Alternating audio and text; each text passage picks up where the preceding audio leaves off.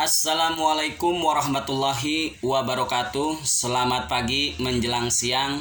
Salam sejahtera untuk kita semua. Kepada rekan-rekan semuanya, kita belajar hukum kembali. Kita belajar hukum dengan bahasa sederhana sehingga dapat kita pahami secara bersama-sama, insya Allah. Pada video sebelumnya kita membahas pengelompokan hukum menurut bentuknya, pengelompokan hukum menurut fungsinya, pengelompokan hukum menurut sifatnya, pengelompokan hukum menurut wujudnya, pengelompokan hukum menurut waktunya. Kemudian pada video kali ini kita akan membahas pengelompokan hukum menurut sumbernya. Jadi pengelompokan hukum menurut sumbernya dibagi menjadi 5. Yang pertama, undang-undang. Yang kedua, hukum adat.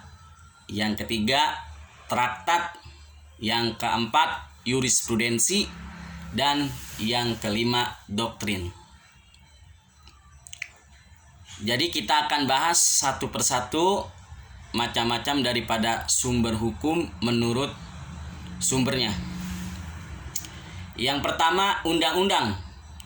Undang-undang adalah hukum yang berlaku di berbagai peraturan-peraturan. Contohnya, misalnya undang-undang perkawinan, undang-undang narkotika, undang-undang teroris, dan juga KUHP. Itu merupakan dari hukum berdasarkan sumbernya. Jadi seperti itu. Kemudian hukum adat. Hukum adat adalah hukum yang tercantum atau berada di peraturan-peraturan masyarakat adat. Jadi setiap daerah contohnya mempunyai adat masing-masing atau kepala suku menerapkan peraturan masing-masing ya sehingga tidak boleh kita langgar atau harus kita patuhi. Contohnya misal kita ke daerah suatu tempat, kita harus hati-hati karena di daerah tersebut punya peraturan adat. Jadi kita tidak boleh melanggar adat dan nanti akan mendapat sanksi adat. Kemudian kita bahas yang ketiga tentang traktat. Traktat adalah hukum yang berlaku karena adanya perjanjian-perjanjian antara negara-negara. Jadi antara negara Indonesia dengan negara lain, ataupun negara Amerika dengan negara Malaysia dan sebagainya. Jadi itulah yang menjadi bentuk hukumnya menjadi hukum traktat. Contohnya seperti itu. Kemudian yang keempat, jurisprudensi. Jurisprudensi adalah keputusan para hakim yang terdahulu sehingga diterapkan. Misalnya contohnya ada kasus, misalnya keputusannya atau kejahatannya atau permasalahan hukum sama, maka bisa dirujuk daripada jurisprudensi tersebut. Kemudian yang kelima, doktrin. Doktrin itu adalah pendapat para ahli yang sudah diakui keilmuannya atau pengetahuannya.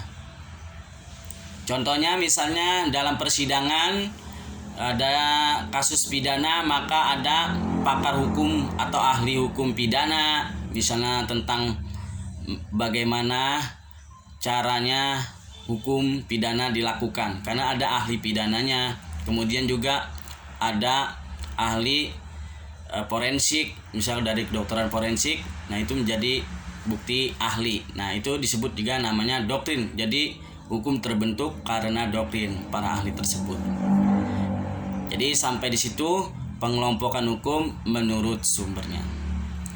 Jadi tetap semangat belajar hukumnya dan tidak ada kata terlambat untuk belajar.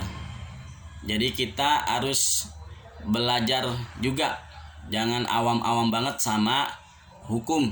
Jadi sehingga masyarakat bisa mengetahui apa hukum dan bagaimana bagian-bagian daripada hukum, dalam hal ini pengelompokan hukum. Jadi tetap semangat belajar hukumnya. Apabila ada pertanyaan bisa tulis di kolom komentar. sehingga dapat saya jawab di video kita selanjutnya. Untuk mendukung channel ini, dukung dengan cara subscribe, like, komennya, sehingga insya Allah mudah-mudahan channel ini bermanfaat bagi masyarakat luas yang mau mempelajari hukum.